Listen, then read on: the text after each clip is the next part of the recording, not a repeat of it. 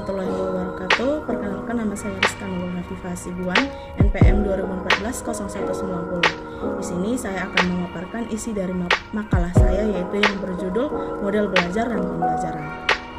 Model pembelajaran adalah kerangka kerja yang memberikan gambaran sistematis untuk melaksanakan pembelajaran agar membantu belajar siswa dalam tujuan tertentu yang ingin dicapai.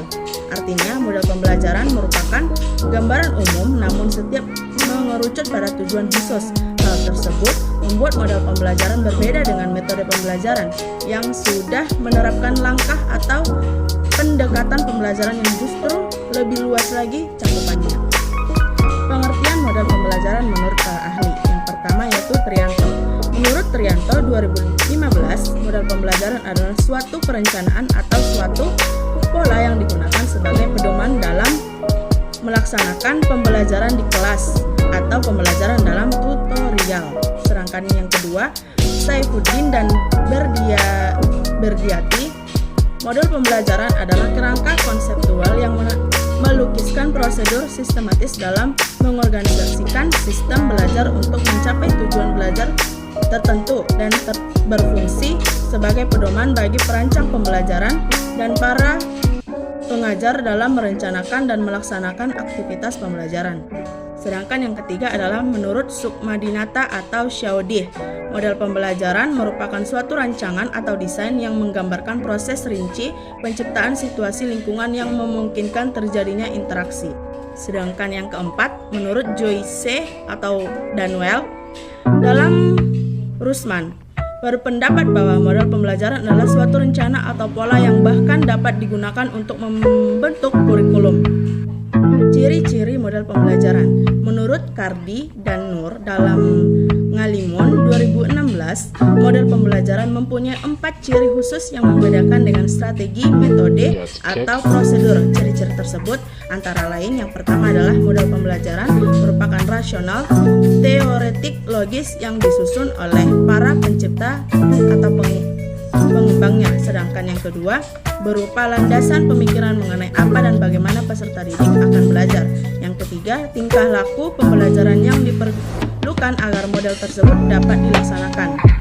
Sedangkan menurut Hamiyah dan Jauhar, ciri-ciri model pembelajaran adalah sebagai berikut. Yang pertama, berdasarkan teori pendidikan dan teori belajar tertentu. Yang kedua, mempunyai misi atau tujuan.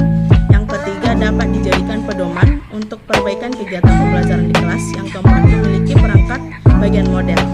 Dan yang kelima, memiliki dampak sebagai akibat penerapan model pembelajaran baik langsung maupun tidak langsung. Fungsi model pembelajaran. Fungsi model pembelajaran adalah pedoman dalam perancangan hingga melaksanakan pembelajaran. Pernyataan tersebut sejalan dengan pendapat Trianto 2015 yang mengemukakan bahwa fungsi model pembelajaran adalah sebagai pedoman bagi perancang, pengajar, dan para guru dalam melaksanakan pembelajaran. Oleh karena itu, pemilihan model sangat dipengaruhi sifat dari materi yang akan dibelajarkan, tujuan yang akan dicapai dalam pembelajaran tersebut, serta tingkat kemampuan peserta didik. Jenis model pembelajaran yang pertama adalah Information Processing Model atau model pemrosesan informasi. Model ini menekankan pada pengolahan informasi dalam otak sebagai aktivitas mental siswa. Model ini akan memaksimalkan daya nalar dan daya pikir siswa melalui pemberian masalah yang disajikan oleh guru. Yang kedua, personal model atau model pribadi. Sesuai dengan namanya, model mengajar dalam rumpun ini berorientasi kepada perkembangan diri individu. Implikasi model ini dalam pembelajaran adalah guru harus menyediakan pembelajaran sesuai dengan minat, kemampuan, dan perkembangan mental siswa. Yang ketiga, social interaction model atau model interaksi sosial. Pun model pengajar social interaction model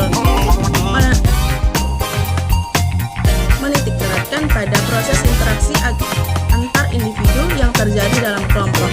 Model-model mengajar resulting dalam pembelajaran berkelompok. Model ini mengutamakan pengembangan kecakapan individu dalam berhubungan dengan orang lain.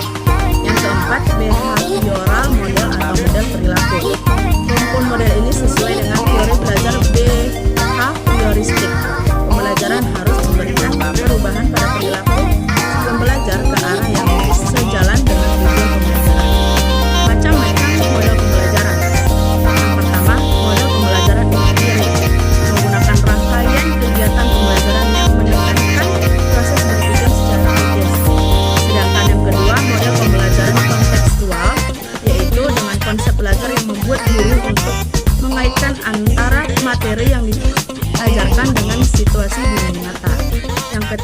pembelajaran ekspositori, yaitu pembelajaran yang menekankan pada proses penyampaian materi secara verbal dari seorang guru kepada kelompok peserta didik supaya peserta didik dapat menguasai materi secara optimal. Yang keempat, model pembelajaran berbasis masalah. Nama lainnya dalam bahasa Inggris adalah problem based learning, yang dapat diartikan sebagai rangkaian aktivitas pembelajaran yang menekankan para proses penyelesaian masalah yang dihadapi secara ilmiah. Sedangkan yang kelima, model pembelajaran kooperatif. Pembelajaran kooperatif adalah kerangka konseptual rangkaian kegiatan belajar yang dilakukan oleh peserta didik dalam kelompok-kelompok tertentu untuk mencapai tujuan pembelajaran.